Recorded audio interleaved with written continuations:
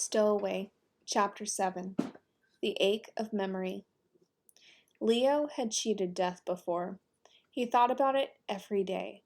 How arbitrary it was, how random, how he'd been spared when so many others hadn't, how close he'd been when the world went up in flames. The image was seared into the memory of every human on the planet at that time, branded by melted metal, ingrained through the haunting peal of emergency sirens wailing through the smoke. Across more than 50 major cities scattered all across the globe, Beijing, Osaka, Chicago, Cairo, Lagos, and Calcutta, Bangkok and Toronto, cities packed with office buildings, bridges, and museums, cities packed with innocence, in Sydney, St. Petersburg, Sao Paulo, Tokyo, Shanghai. The attack was massive. Dozens of Jar cruisers jumping to within striking distance, unleashing their barrage, raining missile after missile into Earth's atmosphere, taking the Icarian defense force off guard. The Icari scrambled their fighters, stopped as many of the incoming warheads as they could, but it wasn't enough. Those that sneaked through found their targets. Some military installations, a few mining facilities, but most urban civilian centers. The idea being to render Earth helpless, to disrupt its steady flow of Ventasium, and to send its citizens a message. Humanity had picked the wrong side. The friend of my enemy is also my enemy. Never mind that the Icari had gotten to Earth first, that they had shared their seemingly limitless technology, offering humanity an olive branch in exchange for its precious resources. The people of Earth had made a choice, and they paid steeply for it. But the Jark obviously hadn't studied human history. They didn't know how resilient humans were as a species, resilient and with a firm, often bloody sense of justice. Shock gave way to grief, but it didn't take long for grief to turn to anger, and a planet that was still trying to find its place in the galaxy suddenly found itself readying to defend it. In the weeks after the attack, every country voted unanimously to join the Ikari-led coalition, vowing to help rid the galaxy of the Jark menace. It wasn't the first time the whole world had been at war, just the first time it wasn't fighting with itself. Leo was standing in the sand when it happened, looking for the perfect shell to bring back to his mother, when the missile struck. There was no sound at first, just the blinding light and the break of the surf against the shore. When the sound did come, its roar drowned out the ocean. It blackened the sky and stole his father's cries. But it left Leo standing there, toward the thick coil of smoke rising up and up, reaching the atmosphere of an Earth that had been turned to ash and that would have to be rebuilt. Leo Fender cheated death that day. He knew it, and not a day went by that he didn't feel guilty about it. The moment they were out of range, and Baz was certain no ships were in pursuit, the captain set a course and went to the back with help of Skits. Leo could hear the mechanical screaming from the rear of the ship, the robot hollering at Boo to get his paws off her, and the Quilletti hollering at Skits to stop fidgeting so much.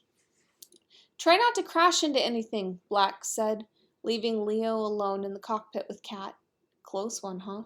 he ventured, not sure if the no-talking rule was still in effect after what had just happened. "I've seen closer." Kat didn't even look over at Leo. She was busy inspecting her mechanical arm, working the four-pronged claw open and closed, face pinched with concentration. It seemed as if one of the digits was sticking, refusing to bend. He watched her for a moment. She had beyond Gareth-level focus. Leo wasn't sure he'd ever met anyone quite so intense.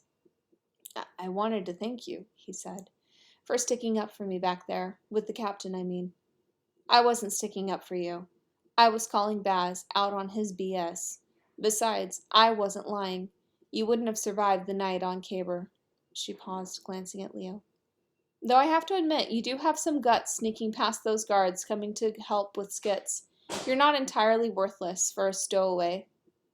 "Thanks," Leo muttered. Sure, she said. Then she tilted her head back and let out a frustrated growl. Leo wondered if it was because of him. Everything okay?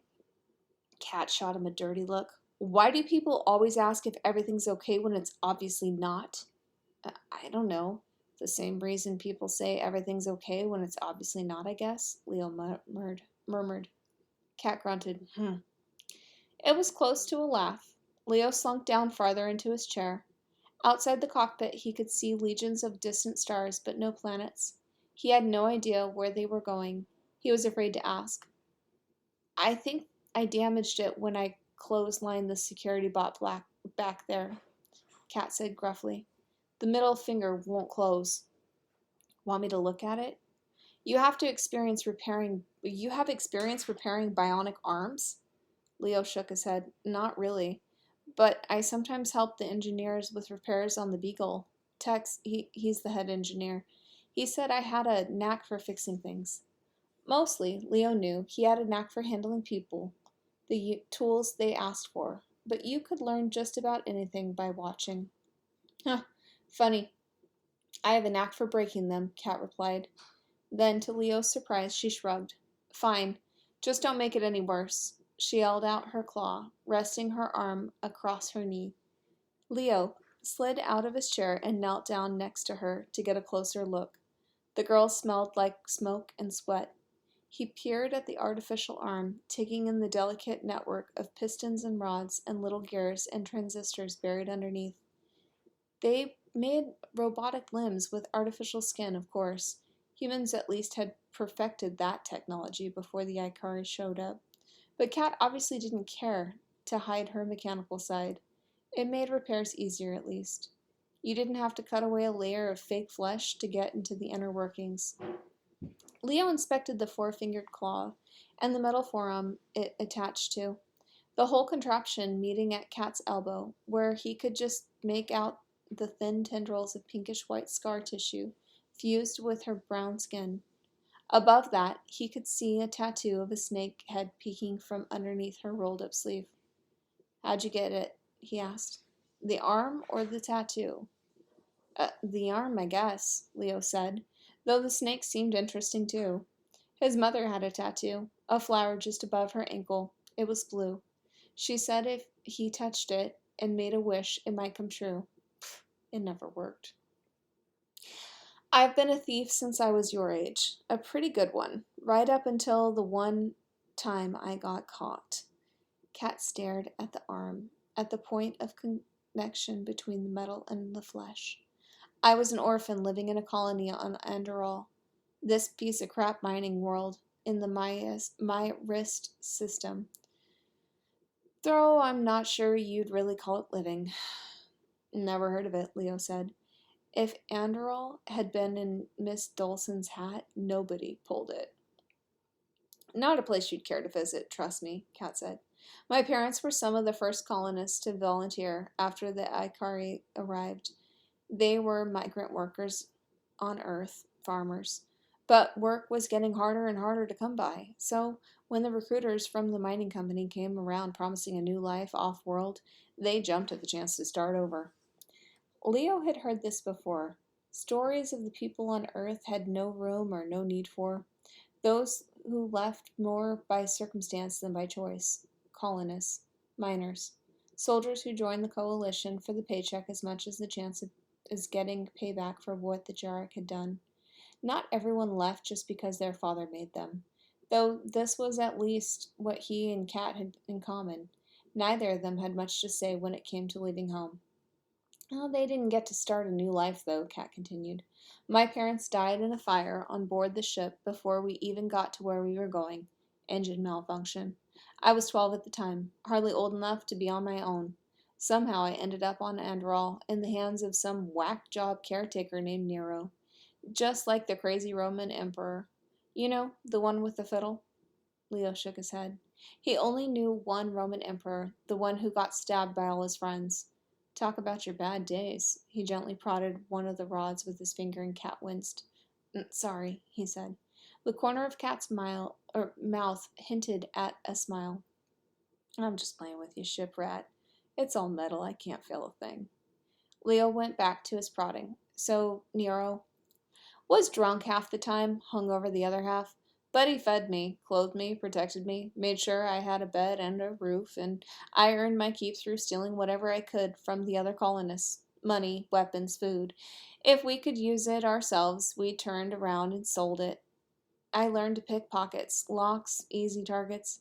Nero taught me to fend for myself and where to kick someone to make sure they go down and don't want to come back up. You mean Leo self-consciously looked down. Yeah, it's not the same for every species, just so you know, Kat said. For the Zindaru, for example, it's actually their armpits. Armpits? But how does that even... I mean, how do they... Leo couldn't remember ever having seen a Zindaru before, but he started to get an image in his head regardless. Never mind, don't answer that. Suit yourself, Kat continued. Anyway, Nero knew how to find someone's weakness and exploit it. Eventually, I realized he was doing the same to me, just using me for his own personal game. So I decided I'd take back everything I earned from him. Unfortunately, everything I knew, he taught me. He saw me coming and caught me stealing from him. And then I paid for that, too. She flexed the 3 digits on her arm that worked, making an almost fist, and Leo realized what she meant. That doesn't seem right, Leo said. Wasn't there somewhere you could go? Someone you could talk to? Ikari, Coalition, the Mining Corporation? Right. I'm not sure what all you've been through or what you've seen, Leo, but I can tell you it isn't that easy. There's not a lot of law and order in some of these mining worlds, especially after the Ventasium starts to dry up. Doesn't matter who controls them. You dig down deep enough and you find people take matters into their own hands. And sometimes she's held up her artificial arm and flexed her mechanical fingers again, the one refusing to budge. After that, I was damaged goods. Nero kicked me out to the street, and for the next 2 years, I did what I had to survive. And then I met Boz. He joked that no pirate crew was complete without somebody missing an arm or a leg, and since he wasn't willing to part with any of his, he took me on. And I've been floating on this yellow piss bucket ever since, swiping V and making sure Baz doesn't get his head blown off. Sort of like Boo, Leo thought, kicked out, rejected, ending up here. And what happened to Nero? He asked. Funny story, Kat said. 2 weeks after he took my arm, Nero broke his neck falling off a balcony. Wait, he just fell? He didn't just fall, Kat said. He landed too. It's the landing that gets ya. Leo could tell by her tone that was the end of the story. He focused harder on Kat's titanium hand, poking around the tiny servos and springs, plates and hinges. There, he said, pointing to a slightly bent rod half concealed by other pieces. See, right there, where it's just a little bit out of shape? A pair of needle-nose pliers and we can straighten it out.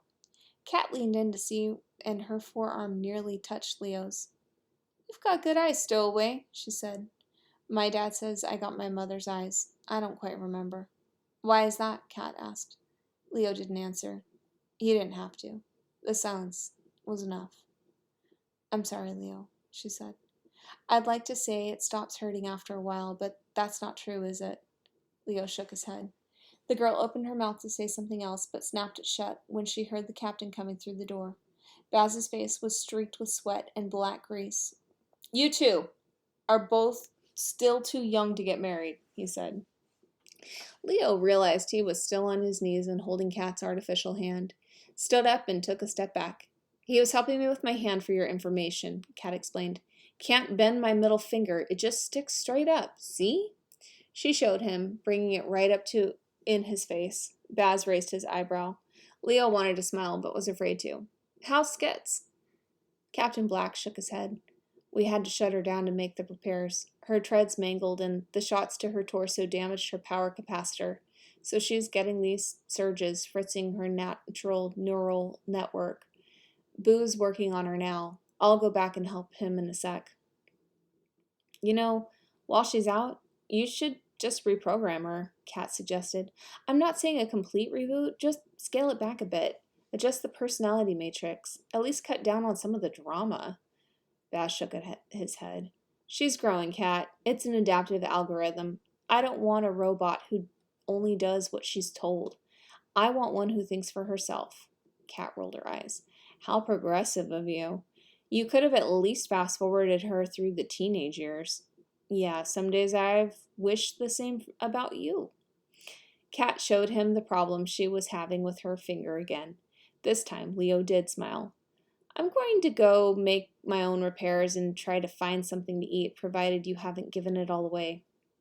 Great, you do that, Baz replied. Ninja Turtle and I need to talk anyway.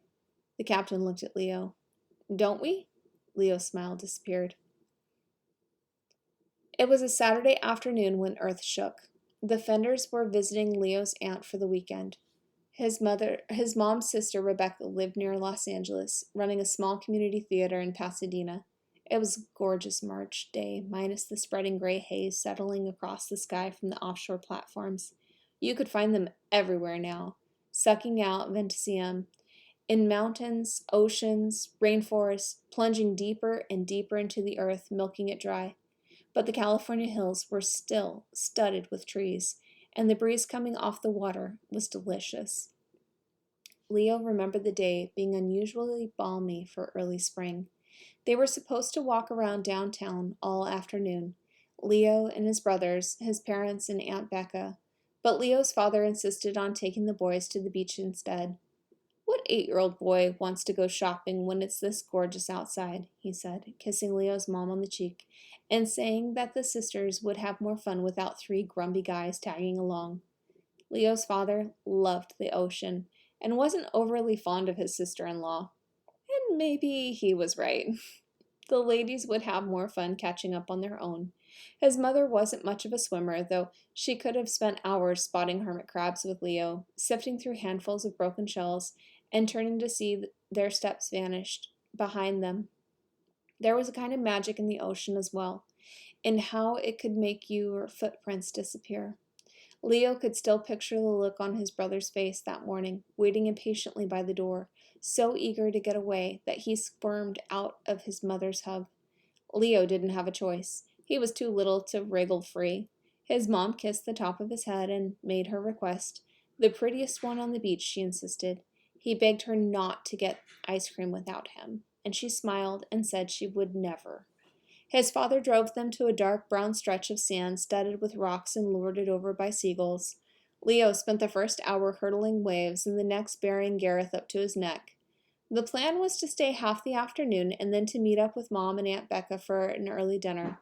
But Dr. Calvin Fender looked to be in no hurry, camped out underneath a rainbow umbrella, with his beach hat tipped down his nose, only his sandy feet sticking out in the sun. All fine by Leo, who didn't feel the pinking of his shoulders or the wrinkling of his fingertips. He could have stayed on that beach forever. Leo had just finished adding seaweed tapestries to the bucket castle he'd built when the warhead bound for the city pierced the clouds. He didn't see it at first because his head was turned the other way, watching a pelican dip into the water, angling for a catch. And at that very moment, somewhere in the city, Grace Fender was thinking about where she would take the boys for dessert. Wait, who was Shredder? Leo sat in the co-pilot's seat across from Black, who had changed shoes again, his flip-flopped feet resting on the console. Leo assumed that the thing they had to talk about was Leo himself, but instead, Baz spent the first 5 minutes trying to explain the concept of the Teenage Mutant Ninja Turtles. Leo was having a hard time following it. Shredder was the villain? Baz repeated. He was like this evil samurai warlord bent on taking over the world. But then in the 30s remake, he turned out to be a good guy. And Splinter, he's the rat, remember? The sensei who raised the turtles. Well, his son Thorn became the new bad guy, taking over the Foot Clan and killing his father. It was a good twist. You didn't see it coming. The third rule of magic, Leo thought. Leo never watched old cartoons, or the even older cartoons that the old cartoons were based on. He couldn't understand why the turtles all had Italian names, or what cowabunga meant. And how did the turtles learn kung fu again? Ninjutsu, Boz corrected. And it was radioactivity, obviously. Seriously, I can't believe you haven't at least heard of these guys. You are Earthborn, aren't you? Leo nodded. Earth was still what he thought of when he thought of home. He wondered if Kat felt the same. Maybe to her, home was the ship. Or maybe she didn't think of herself as belonging anywhere. I'm from Denver, Leo said, originally. Brooklyn, Bass said. But only for a bit. My father was a pilot. Jets, not starships. We relocated a lot. Never stayed anywhere more than a couple of years. Guess that's why I can't sit still now. Always on the move. Probably also has something to do with being wanted for piracy, Leo thought, but he didn't say it. Bastion Black's fingertips tapped on the Icarus's console, mashing buttons, or maybe just playing out some beat that was stuck in his head. Boo told me what you said about your father. You've had a hell of a week, kid. Attacked by the Jarek, dad taken prisoner, brother shoved you in cargo hold and sent you into space with us. Then you meet a black market V dealer and get caught in a shootout with a posse of security bots and barely make it out the back door. Probably not what you imagined when you signed up. Signed up for what? Black pointed to Leo's shirt, more specifically to the hole where the patch used to be. I didn't really sign up, Leo said. I mean, I did, I guess, but it was mostly my dad. Tough call. Packing your kids and sticking them on a coalition vessel during the middle of a war. He said it was the right thing to do, Leo said, rehearsing his father's lines. He thought he could keep us safe. And how'd that work out for you? Leo felt himself shrink. Curling up in a chair, arms lassoing his legs, chin buried between his knees. It was as small as he could make himself, but he still couldn't get away from Bastion Black's burrowing blue eyes. Forget it. I'm sure he had his reasons. We all have our reasons. The captain turned back to his controls, this time definitely keying something in. I'm taking you back to your ship, he said. Leo was sure he misheard. The Beagle? Black nodded. I'm pawning you back off on your brother. It's what he gets for trying to pawn you off on me. And I know what you are going to say, so I'll save you the breath. This isn't a death sentence. Once you're back on board, I'll find a way to notify the coalition and give them your coordinates. Then they can come pick you up. The tone in Baz's voice suggested he wasn't sure about the very last part, but Leo was. The coalition wouldn't leave one of their own ships with almost a full crew stranded in the void. But you said you have twos and half twos, Leo began. I mean, I thought you just wanted to get rid of me. I am getting rid of you, Black said. You belong with your brother. He should have never left you to begin with. Besides, you helped us out of the big scrape back there. And then with Skits, that was a Saigen. A what? Leo asked. It's a Quilleti word. It means a selfless act. I'm not a huge proponent of them myself, but I know one when I see one. I told you to stay on the ship. You didn't. I get the impression you're lousy at following orders, which is one thing we have in common at least. Leo didn't bother to tell him that he almost always followed the rules. Only when his orders came from pirates did he feel free to disobey them. Maybe he just didn't want to think that he really had anything in common with the man sitting across from him, outside of the fact that they were from the same planet. Thank you, Leo said softly. Don't thank me. This isn't a favor. I'm just making us even. And so we are clear, I'm not doing this for your coalition. Your ship, your crew, your dad. I don't owe them anything. And after this, I won't owe you anything ever. Understood? Yes, sir, Leo said. He still wasn't sure what had changed Black's mind, if he really was paying Leo back or not, but it didn't matter. Soon he would be back on board the Beagle, back with Gareth where he belonged, and hopefully not long after that. If Black was true to his word, they would be rescued. Then the coalition could set about finding and rescuing their father. And after that, Leo didn't allow himself to even imagine what after that would look like. But deep down he hoped it meant finding somewhere to settle down, to stay put, somewhere safe. In other words, finding a home. It's still going to be a while. That sublight still isn't fixed, so we're at full speed, so why don't you make yourself useful and go see if Cat found anything worth eating? Leo nodded and turned to go back when Baz's voice stopped him. What was your father's name again? Calvin Fender, Leo said. Dr. Calvin Fender. Doctor? He's a scientist, Leo said. He's sort of an expert on Ventasium. You know, the stuff you steal from other people, the stuff you tried to steal from us, Leo thought. The whole reason you had to shoot your way out of that hangar to begin with. Leo thought he saw a glint of recognition spark in Bastian Black's eyes at the mention of his father's name. But 1 second later, the captain shrugged and said, never heard of him. Then he pressed a button on the ship's console, and the guitar chords began to rip. Our planet, our fight, our duty. Coalition Navy Recruitment Center Marketing Slogan 2051.